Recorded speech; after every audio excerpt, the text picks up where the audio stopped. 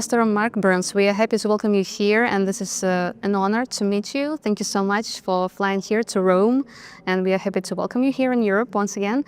So we all know about your mission of spiritual diplomacy. Yes.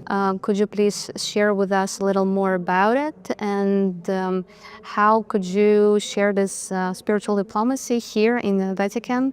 Well, first of all, I'm just want to tell ALLATRA and all of the volunteers again, the amazing work that you all do to bring peace and humanity around the world. I'm, again, spending time with your wonderful president and just the whole entire team. In every continent that I've been to, it's the same. You show nothing but love. And so for that, it means so much that we're working together to push the message of spiritual diplomacy around the world, which ultimately I think we share the same message, the same mission, which is to help end wars and bring peace to every human being, despite the color of their skin, despite their race or their culture or who they pray to or their religion. But that every human being has right to be free. And that's our mission. So spiritual diplomacy does just that. We don't carry weapons, we carry wisdom. We're able to go beyond borders. We're able to go beyond treaties in the name of faith. And so whether I'm speaking with a Hindu faith healer or a Buddhist monk or Islamic imam or Catholic priest, it's all about bringing unity and peace. We call quiet diplomacy, to do what politicians cannot do, to ultimately try to bring peace and stability in some of the most war-torn areas that are in the world. So that's what spiritual diplomacy is. It's not just about talking the talk, we actually do the work. Again, we're leaving here from the Vatican, the beautiful Vatican, Rome here, and we're heading straight to Korea. And there's a situation that's happened there. And so with Mother Moon and the injustices that are happening with the Universal Church, that's what spiritual diplomacy is all about. President Trump will be there at the same time, and we'll be there to help bring as much peace as possible. My prayer is that through partnering with ALLATRA and partnering with this amazing organization and you amazing volunteers around the world, you inspire me so much just to see the power of volunteers and the love that all of you all have for humanity, without getting a pat on the back, without getting interviewed, without being told you're doing a good job. You are the true unsung heroes that are out there. And so partnering with you all, knowing that this message is getting around the world, and Marina and the wonderful work that she's doing, I have to give her a big shout out because I get to spend time with your wonderful president and kindness that she has behind the scenes, on camera, in front of the camera. It's all about the mission. So for that, I know that as long as we continue to work, we will achieve the goal of bringing peace around the world. Thank you so much for your words of support to all the volunteers and sharing your plans to travel around the world with your spiritual diplomacy mission. And I'd like to ask you about the World Changers Summit. What expectations do you have? It takes place in Vatican City in the Pontifical Academy of Science. Do you have special expectations from the place? Because it takes place in this sacred place. Well, again, it's just interfaith. Again, special thanks to Sir Professor Androli for the invitation to doing such great event, this 10th annual World Changers Summit that is happening, as you stated, to where world leaders are coming together, world peace leaders who operate in different capacities are coming together to do just that. Talk about how we can push the ball forward, how we can continue to work together. And it is just amazing to do it at such a spiritual place of the Vatican that is one of the center places of Christianity around the world. But not just the Christian faith, all the faiths that come here and pay homage and honor to the Catholic Church, which is the largest Christian church in the world. And so to be partnering with this amazing organization, to be able to speak in such a sacred place at the Pontifical Academy of Science that's happening, it's a huge honor. And I'm just so humbled to be one of the voices that will be speaking. But again, that just shows what ALLATRA does. You guys are right at the center, the heart of bringing peace around the world, bringing world leaders together. And so this is just the beginning because we have so much we got to do. I'm excited about the event that's coming up. I know you're going to ask about that. Of course, we have the government shutdown, so we had to postpone the event to a different time. And I pray that we'll be able to get both parties together in Washington, D.C., Democrats and Republicans come together, and so we can reopen the government where, again, world leaders are coming all over the world to Capitol Hill, partnering with ALLATRA and the wonderful things you guys are doing to just bring peace. Talk about spiritual diplomacy. This wonderful pen is on my shoulder here that everybody's talking about. Everybody wants one. So you got to work, you got to do what you guys are doing. Each and every one of you are spiritual diplomats, and you deserve a spiritual diplomat pen. And so, but yeah, this is what this is all about. And to see a smile on the face, to see those who are getting treated illy, to find justice done for them, and to see doing that with one hand tied behind your back as volunteers, that's a very special thing. Professor Andreoli also will be a speaker at the upcoming conference. Yes, he will. Again, he accepted it. He's so excited about coming, and we have people from all over the world. Again, the professor is coming himself, and we will be presenting him with an award tomorrow. He already knows it, but we're going to give him a special award for being a special spiritual diplomat, for putting on such a great event and allowing us to be a part of it, allowing ALLATRA to be a part of it, and to give him the access to that most people don't get to spread the gospel, spread the word of truth and peace, and spread human beings coming together to do great things, to lift each other up. Thank you so much for sharing about this. And we understand that spiritual diplomacy, it's about unity. What about, how do we explain this message to other people? Well, I mean, anybody that is a person of faith and they are praying for their political leaders, regardless of the country you're part of, if you're actively praying for your spiritual or for your political leaders around the world, and you're acting that these political leaders do good by their people, to be reminded that the power they have was designed to help the people they've been assigned to lead, and not push them down, or not to lord over them, or to mistreat them with abuse of power, but to use that power to make life better. And if you are praying for whatever faith you're in, and you're one of those people who are praying actively for your political leaders, then you are a spiritual diplomat.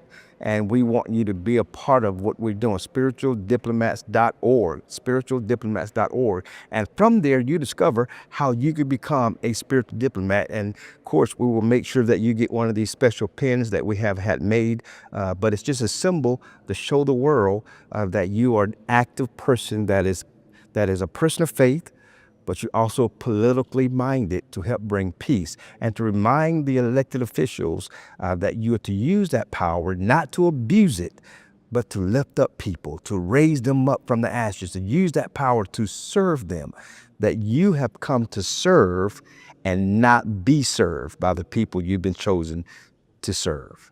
That's a nice message. Thank you for sharing. How do you see the future of your mission of the spiritual diplomacy, how it can develop, and how can anyone become a spiritual diplomat? Well, I see it growing. I mean, again, we started in such a short amount of time, but we discovered almost every faith, no faith has rejected the ideal of becoming a spiritual diplomat. Not one person that I've spoken to, regardless of the faith that they are, have rejected the ideal of what we're doing. And that is creating a network of men and women of all faiths to be able to communicate where their governments cannot communicate, to go where their treaties don't allow them to go, to have conversations on both sides of the aisles, where enemies who are pointing guns at each other, where we as spiritual diplomats can go and have quiet diplomacy. And I, as a pastor, can speak to a Islamic imam and begin to have conversations through faith, and to bypass what the media, because the media is dangerous. The media is absolutely dangerous. The media is part of the problem. The media, they're one-sided. They have their own agenda, and they pit people against each other. Where those of us of faith can bypass the media. and we can communicate directly with each other, and we can see what's actually being said, what's actually happening. That's exactly what happened to Ukraine. How I was able to communicate, bypassed what the media has told, the lies the media told to me, and realized what was the truth. And so as I was connecting with Jewish rabbis in Ukraine, the chief rabbi of Ukraine, and I was able to discover what was being said in the media was not what was actually happening on the ground. And so I see it growing more and more and more. They realize that politics is killing people and politics is hurting people. Whether you are from Sudan or whether you're from Somalia or whether you're from South or North Korea, it's killing people because people use the media as a weapon. But for those of us who operate in faith, those of us who operate in peace, those of us who have no agenda other than the least of them, as Paul said in the Bible, have an opportunity to rise up from the ashes. The least of them should be able to eat and have food and have shelter over their house. The least of them, regardless of their educational background, regardless of their race, their color, their creed, their religion, the least of them should have an advocate that will fight for them and allow them to live in peace and harmony. That's whom we're fighting for. And that's the majority of us. That's the heartbeat for the majority of us. A few politicians who make all the money, they don't care about the common man, the common woman around the world. They use faith and religion. They're pitting Christians against Muslims, Muslims against Christians, Christians against Jews, Jews against Muslims. And they keep us in this cycle of hatred amongst each other. When you realize most of us, if not all of us, we want the same thing. We may worship different, we may talk different, we may look different, we may practice our faith in different matters, but that's okay. But that doesn't stop us from loving each other and coming together on a common ground, which is peace, prosperity for all men and all women, bypassing the things that separate us and surround ourselves around the things that unify us. I see it continuously growing and growing and growing and growing. How can people become a spiritual diplomat? Go to spiritualdiplomats.org and you can learn everything there is about spiritual diplomacy and the wonderful work that ALLATRA is doing. I mean, we're in this thing together. This is a team effort. And so what Marina and the rest of the team, the thousands of volunteers all over the world that pushes this message of peace and love without any type of desire to get recognized. That's what this is about. Politicians, most of them, they only would do nice things just to get recognized.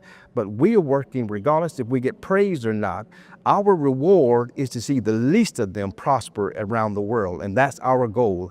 And so spiritualdiplomats.org, if you have a desire to operate in faith and interfaith and tolerance, and you also are praying politically, and you're politically minded, knowing that the laws of the lands could be causing injustices where you live, we want you to be a part of the Spiritual Diplomat Corps, and we want you to help spread this message around the world. But I see it growing and growing, and I believe it can grow beyond any political party around the world because people can unite in faith, right? And that's the key here.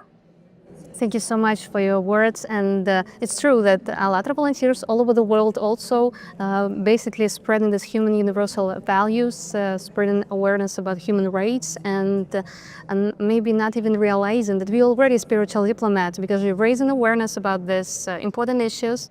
You most definitely, listen, I'm telling every volunteer, you are now also a spiritual diplomat. So you too need to get we need to get one of these lapel pins. You wear it with pride because you're telling the rest of the world that I stand for peace, prosperity, love. I stand for religious tolerance, and I am to lift up my brother and my sister, never to push them down. If you're watching this and you're an ALLATRA volunteer, then yes, you are a spiritual diplomat. Thank you so much for your inspiration. A few words about the events we currently attending. So the book was published by Professor Andreoli, Quantum Computing, AI, and the Future of Humanity.